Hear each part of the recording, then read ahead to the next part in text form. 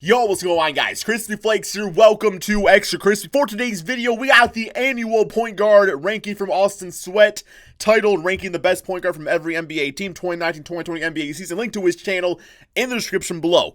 So, full disclosure going into this video here, man. To me, what exactly is a point guard? To me, a point guard is a leader. Anytime your best player is your point guard and you're a great team, to me, that should be a top-ranked point guard. Because, you know, it really comes down to, do you care more about stats or do you care more about winning basketball games? Now, you look at like the old school Miami Heat team with Mario Chalmers at point guard. He wasn't the best player on his team, so you're not going to call him a top point guard. But to me, this season, my number one and my number two best point guards go as follow. Number one, LeBron James.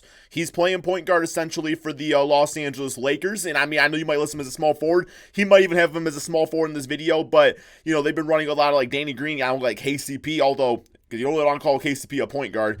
And then my second point guard would be Kemba Walker of the Boston Celtics. He's been the best player on the Celtics and the best team in the Eastern Conference. He's leading, but still putting up good numbers. You know, he's sacrificing, but still contributing in a great way. That's my number one, number two point guard, man. Here we go. The best point guard from every NBA team. As opposed to last year, we're going to include don't care about stats or starters. We're also going to include care about dubs as long as they're not career altering. And stats in a way. Once we get to the top 10, we're going to be comparing the players' rankings this year to where they were ranked in last year's video to add some extra fun. So we going to have LeBron at point guard. Okay, good. Number 30, the Knicks with Frank Ntilikina. Fair enough. No words here. The fact that he's still the Knicks starting point guard, though, is rough. 29, the Mavs with Jalen Brunson. Curry. No, Seth Curry starts. I've been expecting Doncic for Dallas because a lot of people say he plays point guard. No, he's shooting but guard. He starts alongside Seth, who's a true point guard. And Luka's really just a positionless player. Where's Brunson? But a small forward Bench? more than anything else. So Curry gets a spot. Number 28 goes to the Lakers for Alex Caruso.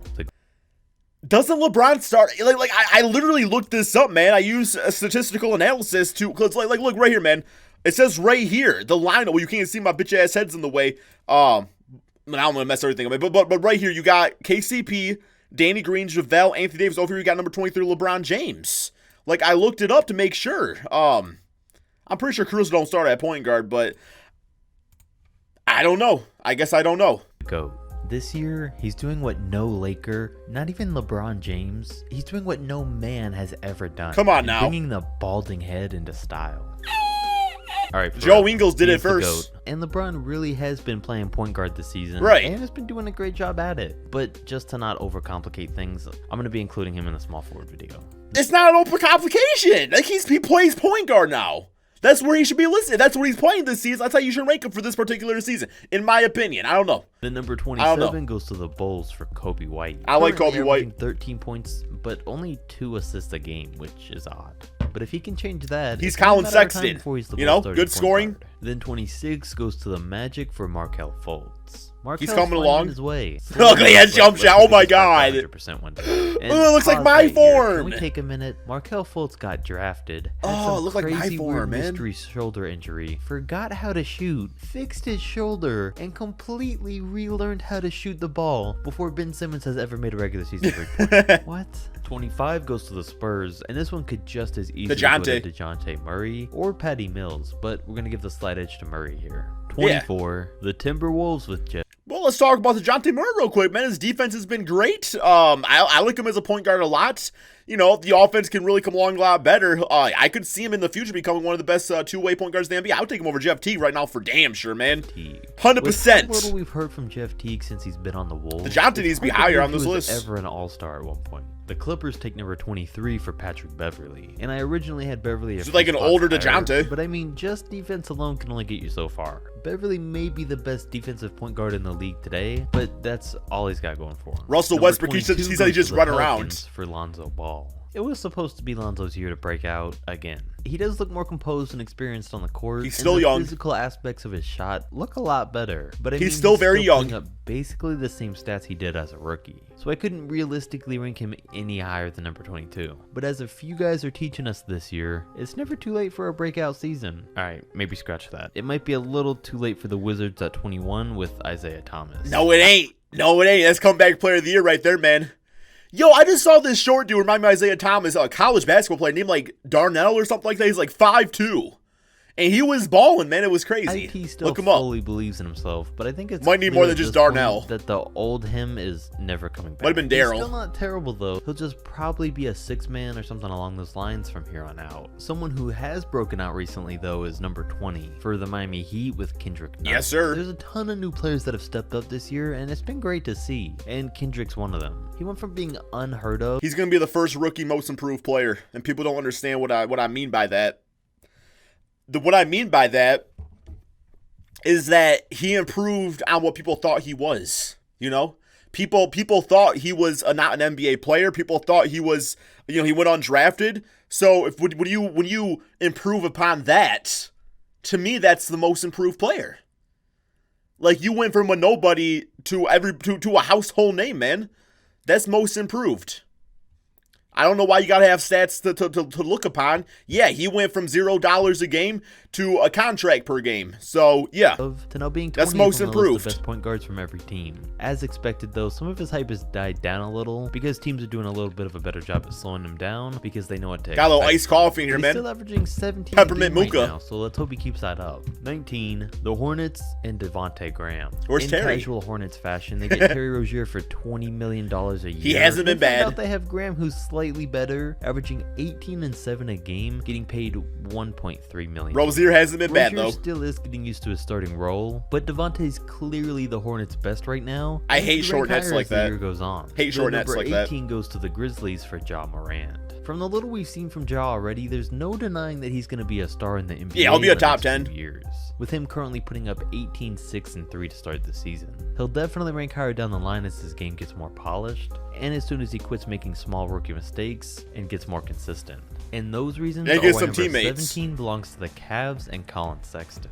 Yeah, we got a different tune here, man. Because he's Okay, been okay. eliminating a lot of those small problems with the experience he's gotten now being in his second year. And at first I wasn't really a big fan of his, but he's really starting to develop into a great player on both ends. I don't know that he'll ever become Bro, a I feel like real I'm playing some damn star, Guitar but Hero. in only a second year so far, he looks great. 16, the Suns with Ricky Rubio. Wait, isn't Darius Garland the starting point guard though? I could be wrong about that too. I could have swore they were doing the double point guard backcourt. So I guess if it's considered 2 point guards, but I don't know. I just feel like if 2 guys is starting, then one can't be considered the point guard.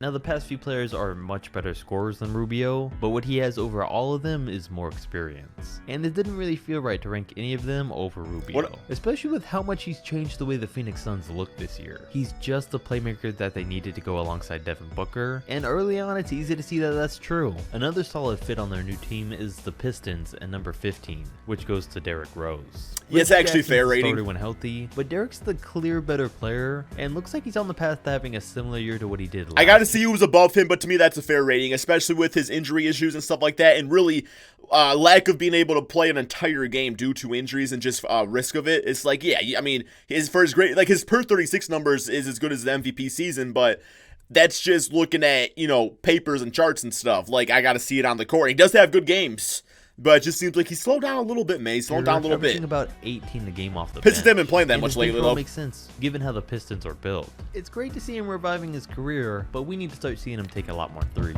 14, the Bucks with Eric Bledsoe. I mean, Bledsoe's a solid point guard, but it's clear the Bucks should have done I think what he's they a little had too to high on this keep list. Malcolm Brogdon.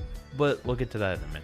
As for Eric though, he fits in perfectly here on this list right around the halfway mark because he's really a solid middle of the Few other road point player. guards I would take But over then we him step that's things been up a listed little bit already. with number 13 and the Kings and De'Aaron Fox. De'Aaron's slowly making his way into the top 10 point guard discussion, and if things go as planned, he'll end up there in no time. But for right now, this is where he ranks. He's got to And lead. surprisingly, the Kings have done a solid job at surrounding him with a lot of talent, but also Yo, surprisingly, that was a they're sick still pass. not a winning team. Hopefully, as he gets better though, he can be the one to change that. And now we can get to number 12 with the Pacers and Malcolm Brogdon. Been If the amazing. current Yep. Bucks never win a championship, we can always trace it back to them giving Middleton a max contract and Bledsoe $70 million over 4 years. I don't while- think Middleton's max contract's a big issue. I think he was an all-star last year. I think he deserves it. I think he's a great 2 option, kind of honest.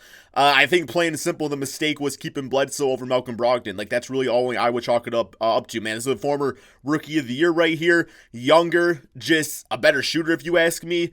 Playmaking is looking great at that point guard spot. Could have played, off of Giannis or main ball dominant guard, he could have done it all. And I don't know why they didn't have confidence in Brogdon. Like, everything about him looked great on the Bucks, and now we're really seeing it on the Indiana Pacers. While letting Brogdon walk, who's currently putting up nearly 20 and 10 a night. That's insane. It's both great. of those guys, and is also a much better fit in Milwaukee than Bledsoe is for his ability to shoot. And because of his shot is why I think he's going to be a perfect fit when Victor Oladipo comes back. And speaking of perfect fits, another one is number 11 for the Denver Nuggets and Jamal Murray. Jamal's shown that he can be a second option on the Nuggets. What's the numbers? He's only 22. He showed in the playoffs that himself and Jokic could be a dynamic duo, and he can really help lead a team.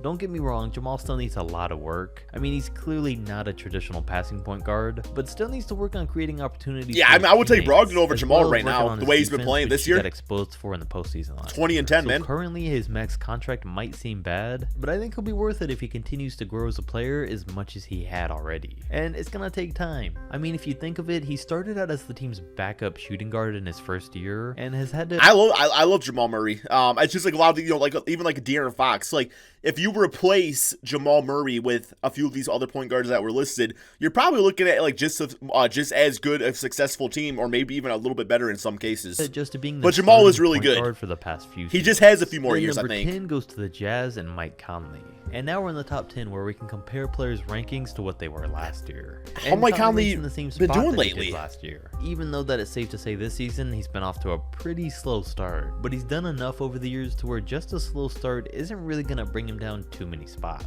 And you really can't blame him for his start. He spent 12 years in Memphis. So are these rankings supposed to be based off of like legacy, like what they've done in their entire career, or is it supposed to be based off like what we've seen so far? Because what I've seen so far is quite a few point guards playing better than Mike Conley. But yeah, if you look at the long scope of things, then I would say he deserves that spot. And this is the first time he's ever switched teams. So let's hope that's the reason for it. Because his game should be a perfect fit in Utah, with him able to facilitate and create shots for Gobert and Bojan, and to help take pressure off of Mitchell. And once he midway through the season, he'll be good to go. Chris Paul. And this is a huge drop for Paul, who was ranked in at number 3 last season. Wow. Which 3 was to 9. pretty questionable in itself, but either way, a lot has changed since then, clearly. And he's putting up pretty similar numbers to Chris Paul was number 3 last year? Curry, Kyrie, Westbrook, Damian. Wait, did I say Kyrie twice? Curry, Kyrie, Damian, Westbrook. That's 4 right there. And that's just, that's just 4 at the top of my head. Season. But he's on a bad team, and now should have been 5 at best last year. At best, a lot better. Nothing against CP3 here, but he's lost a lot of the thunder he's had around him from past years. Okay, see what I did there? Seriously though, still a great player, but definitely deserved to be dropped down. No longer elite. The number 8 goes to Philly and Ben Simmons, who ranks in 1 spot higher than has been playing great this year either, from what I'm hearing. His roster's crowded, but nothing's changed in his game since then. He only moved up 1 spot because Chris Paul dropped down. He's averaging slightly worse stats, still can't shoot, and it's gonna get old talking about pretty quickly if things keep up like they have. As a 6'10" point guard that was compared to LeBron, he's got the ability to take over games and really has a potential. He's like a 6'10" Rondo. 3 or 4 point guard in the league. He's like Rondo, just taller. Anywhere near that direction, at least yet. So hopefully things change pretty soon. The number 7 is for the Hawks and Trae Young. And this is a ranking where people are either going to be on my side or call me crazy. I'm all for it. If you think I'm crazy, go ahead. Trae was ranked in at number 16 last year and has moved up 9 spots to start the year. Way more than anyone else on this list. And right now I fully stand by the fact that he should rank here at this current moment. The man's averaging 27 and 9 assists a game, almost 40% from 3. I was a little more conservative ranking him in my best player from every team video because I didn't know if this hot streak would last and I didn't want to make he looks like the real deal though. Time, but now I'm convinced he's just this good. He's still on a bad team and may lack on defense, but with how good he is as a leader and on offense, I do think he deserves to be ranked over Ben Simmons for now. Then the 6th spot goes to the Raptors. Kyle Lowry. Yep. And it was very surprising. He's been injured a lot, hasn't he? Lowry at this same number 6 spot last year because I thought he would have been a lot further back. But this is where he was and where he deserves to be this year. He definitely gets some credit for helping the Raptors to a championship. I just have like my only issues with some of these lists sometimes is that I don't really see like consistency about how they're being ranked. Because if you look at like all the stats, Trae Young is a better player than Kyle Lowry, but Kyle Lowry's team is better, which is my thing. So I'm not like totally against that. I would say Trae Young's have a better season than Ben Simmons, but Ben Simmons' team is better. So that's my confusion, man. It's like I don't know. I don't know. And definitely lists are difficult though. I will say that. Fred VanVleet Everyone plays differently.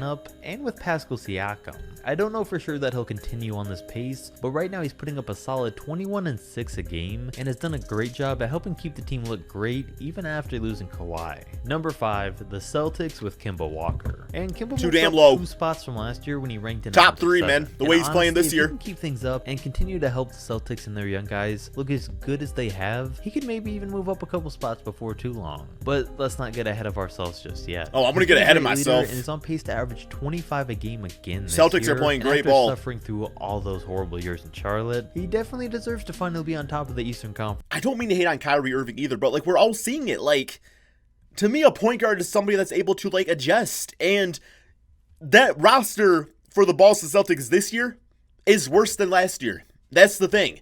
Like they don't have Al Horford. Could you imagine this team? They would have kept Al Horford and brought in Kemba Walker.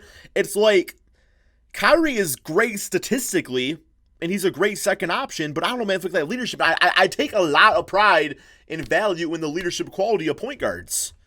I don't know, man.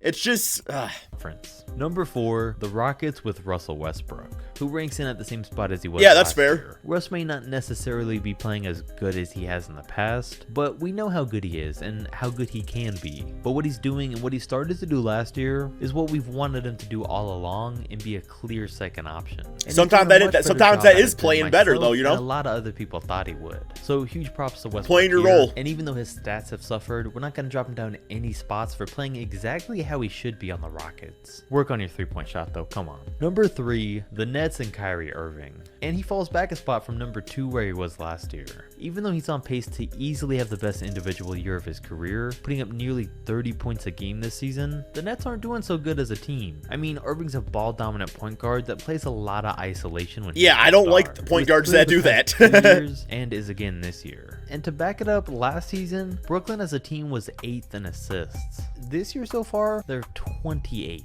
And the Celtics are... It's good to like know when to take over. Like I'm all for point guards doing that, just going into complete takeover mode, like when the team needs it. But that shouldn't be like the game plan. The game plan should not be, okay, here's your point guard, and let's just like surround them with other dudes. It's just, to me, that's not winning basketball. They're also looking much better this year with Kemba Walker instead, which isn't a good look for Irving. He left the Cavs to be the superstar with Kemba and no Al Horford. He's probably much better off as being a great second option instead. Then someone in a little bit of a similar situation is the Blazers with number 2 and Damian Lillard. A big improvement for Dame though, who last year ranked in at number 5.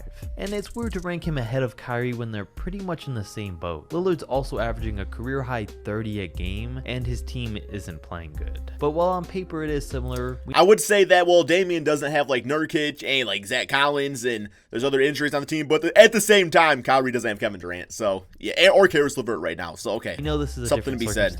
And the reason the Blazers aren't playing well relies on maybe everything except Dame. And it's easy to believe because we've seen what he's done with worse teams in the past as the guy and the leader for the team. Probably gets exhausting. As the year goes on, these guys will get things together. Then number 1 goes to the Warriors and Steph Curry. And I know this isn't an exciting choice or one that a lot of people want to see. The Warriors are a joke right now, and they were looking like it before Curry even went out with an injury. But when healthy on a healthy Warriors team, Steph's still the best point guard in the league, and nobody has done nearly enough to knock him out of that spot.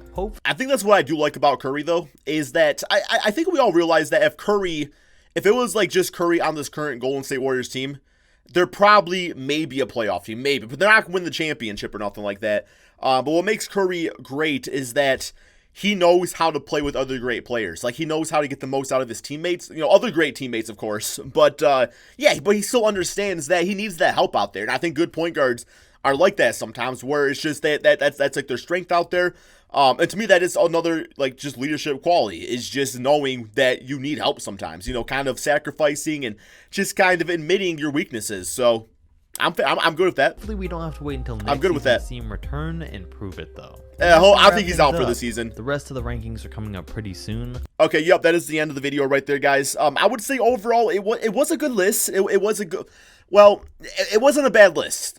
It's just, like I said, my big gripe with lists in general is so many inconsistencies, but that's anybody's list, because you almost have to, you can't, like the best point guard is such a broad topic.